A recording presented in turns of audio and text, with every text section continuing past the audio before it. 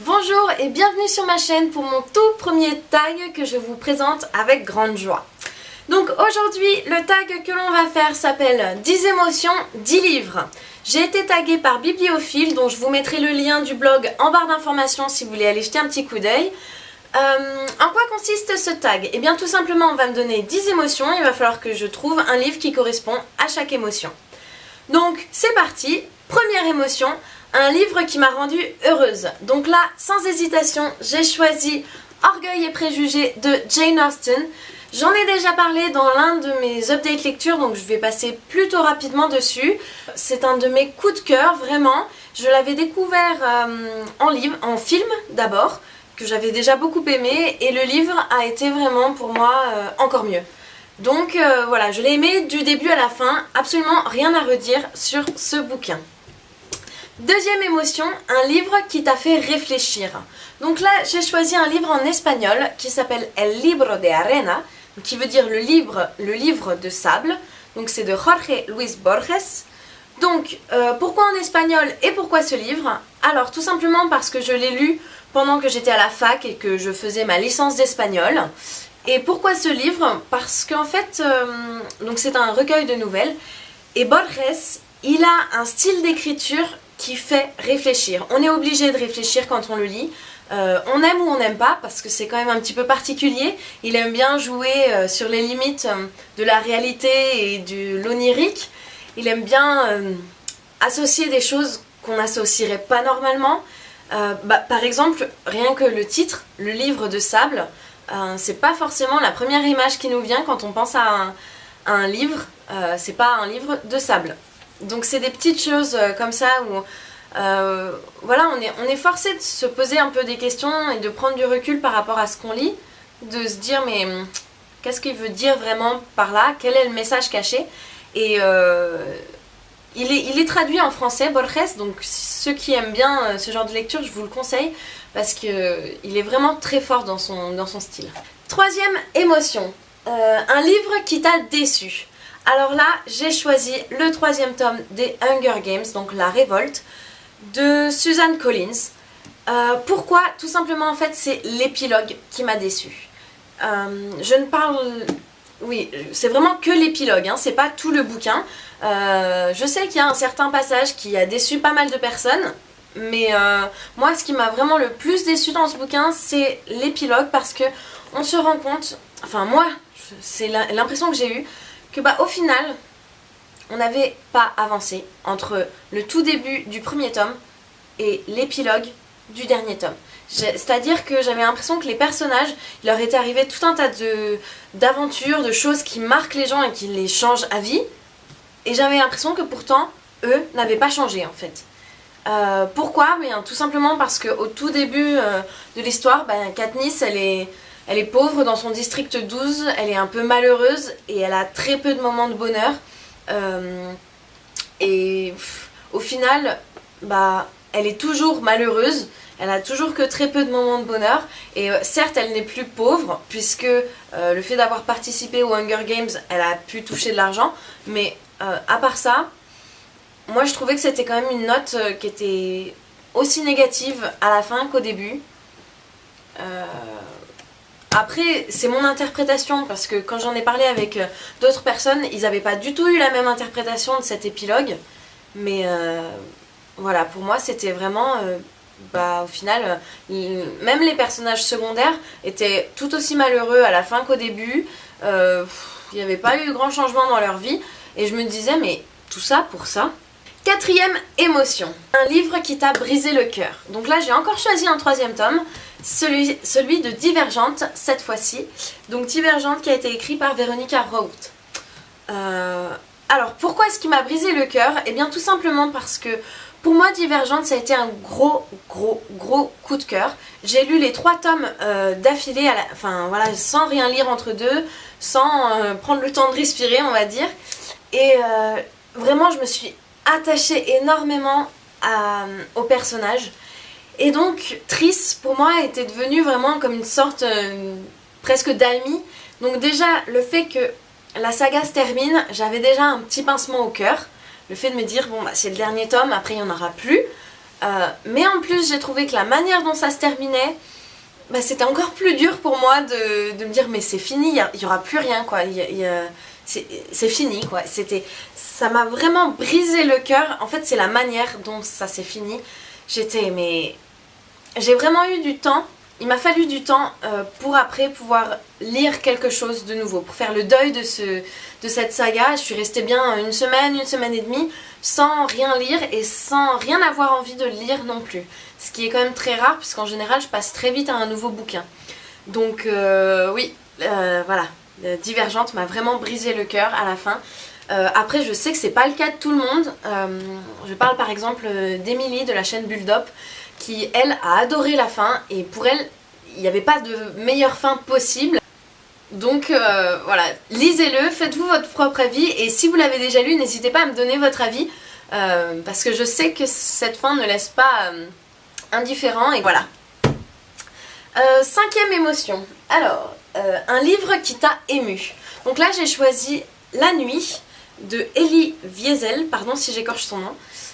Donc c'est un livre, pour ceux qui ne connaissent pas, Elie Wiesel raconte son histoire, il raconte sa déportation pendant la Seconde Guerre mondiale. Il faut savoir qu'il a été déporté avec son père, donc dans les camps de concentration, et il ne parle que de ça. Donc c'est pas vraiment une autobiographie dans le sens où il ne raconte pas toute sa vie, il raconte juste ce passage, mais ce bouquin il est vraiment énormément touchant, émouvant et tout ce que vous voulez parce que il est vrai. Il nous raconte ce qu'il a pensé tel qu'il l'a pensé, ses émotions telles qu'il les a ressenties, sans chercher à atténuer un petit peu le mauvais et sans chercher non plus à faire pleurer dans les chaumières. C'est vraiment tel quel. Et moi ça m'a beaucoup émue parce que déjà tout ce qui touche à la Seconde Guerre mondiale et à cette période, ça m'émeut toujours un peu puisque voilà, moi je trouve qu'on peut pas rester indifférent face à tout ce qui s'est passé, mais le fait de lire les pensées de quelqu'un qui était dans un camp de concentration, ça m'a vraiment remué parce que on peut jamais s'imaginer à quel point ça a été dur. Surtout, comme je vous le disais, il a été déporté avec son père et on pourrait croire que ça aide, mais finalement à certains moments c'est plus un handicap qu'autre chose puisque on ne peut pas se permettre d'être égoïste alors que dans les camps de concentration c'est un peu la loi de la jungle et il faut savoir être égoïste pour survivre et lui il pouvait pas toujours se le permettre puisqu'il avait son père avec lui et voilà, vraiment si vous cherchez un livre à lire sur cette période et sur la déportation je vous le conseille, il est vraiment c'est une vraie petite perle. Après voilà, forcément ça va vous remuer, ça va vous faire ressentir des choses qui sont pas forcément les meilleures émotions qui soient, mais vraiment il vous laissera pas indifférent. Sixième émotion, un livre qui t'a ennuyé. Donc là encore j'ai choisi un livre en espagnol que j'ai lu quand j'étais à la fac, c'est El misterio de la cripta embrujada. Donc ça veut dire le mystère de la crypte ensorcelée. Donc c'est écrit par Eduardo Mendoza. Donc pourquoi est-ce qu'il m'a ennuyé ce livre? Tout simplement déjà parce qu'en fait c'est un... En fait voilà, le personnage principal mène une enquête, voilà, il mène une enquête sur une disparition. Donc c'est un peu voilà, un thriller quoi. Et c'est vrai que moi, c'est pas du tout mon style de lecture, j'aime pas, j'accroche pas avec tout ce qui est enquête, suspense, recherche. J'ai un peu du mal, j'arrive pas à accrocher, ça m'ennuie très vite. Voilà. Donc déjà, j'étais pas emballée, déjà rien que par le style de roman que c'était.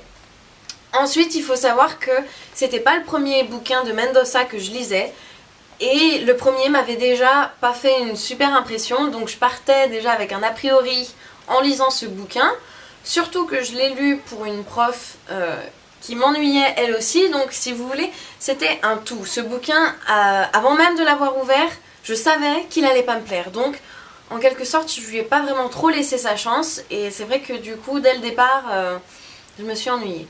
Après, pour ceux qui aiment bien les thrillers, je vais quand même vous raconter un petit peu ce qui se passe.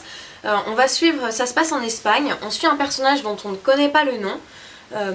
On sait juste que c'est un homme qui a à peu près la quarantaine d'années, qui roule pas sur l'or, et il se retrouve embrigadé malgré lui dans une enquête et il faut qu'il découvre, qu'il retrouve, et voilà, c'est une disparition, donc il faut qu'il retrouve cette fille pour se sortir un peu des embrouilles dans lesquelles il s'est mis, parce qu'il est un peu considéré comme le suspect de cette histoire. Voilà, je vous en dis pas plus. Après, le dénouement est vraiment... en fait, il faut savoir que Mendoza, il a un style d'écriture un petit peu loufoque. Et le dénouement, pour le coup, moi je l'ai trouvé... alors on s'y attend pas du tout, mais je l'ai trouvé trop loufoque à mon goût. Voilà, j'ai pas du tout accroché, donc je me suis ennuyée, et en plus le loufoque ça m'a pas parlé. Mais voilà, si vous aimez bien les thrillers, que le loufoque ne vous fait pas peur, allez-y, je pense qu'il y a moyen de passer un bon moment. Il doit être traduit en français, oui, il existe en français aussi pour ceux qui ne lisent pas en espagnol. Septième émotion. Alors, un livre qui t'a fait peur. Donc là, j'ai hésité entre deux livres, et puis finalement, j'ai choisi de parler d'un livre dont on parle un peu moins des deux. Donc c'est 16 lunes de Camille Garcia et Margaret Stoll. Alors, ce livre, il est sorti en film il n'y a pas très très longtemps. En film, il s'appelle Sublime Créature. En fait, il faut savoir qu'à la base, c'est pas du tout un livre qui fait peur. On suit l'histoire d'un lycéen qui, en fait, dans son lycée, il y a une jeune fille qui arrive, qui est un petit peu bizarre, puisque elle habite avec le vieux atypique du village, dans une maison qui fait un petit peu maison hantée, puis qui est un petit peu glauque, quoi. Et puis du coup, elle, au lycée, personne ne veut la fréquenter, tout le monde la traite de sorcière. Et le lycéen qu'on suit, j'ai oublié son nom, parce que ça fait un moment que j'ai lu ce bouquin. Bref, le lycéen qu'on suit, lui, il est de plus en plus attiré par cette jeune fille. En fait, il la trouve intrigante. Donc il va essayer de la connaître, et plus il va essayer de la connaître, plus il va l'apprécier, et plus il va se rendre compte qu'en effet, il y a bien quelque chose de bizarre dans cette famille, mais je vous en dis pas plus. Après, pourquoi est-ce qu'il m'a fait peur? Tout simplement parce que moi je le lisais la nuit, dans mon lit, juste avant de m'endormir, et que comme la jeune fille, il y a des choses qui sont intrigantes chez elle, mais qu'on ne sait pas trop encore ce qui se passe, tout se dévoile pas tout de suite.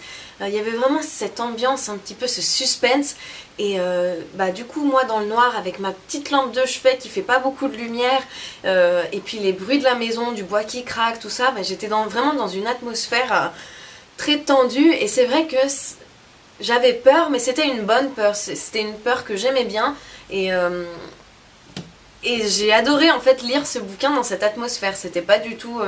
Faut savoir que je suis assez froussarde, donc je lis pas des trucs non plus trop terrifiants. Donc si jamais vous avez peur, vous aussi, des livres terrifiants, vous pouvez le lire sans problème. Huitième émotion.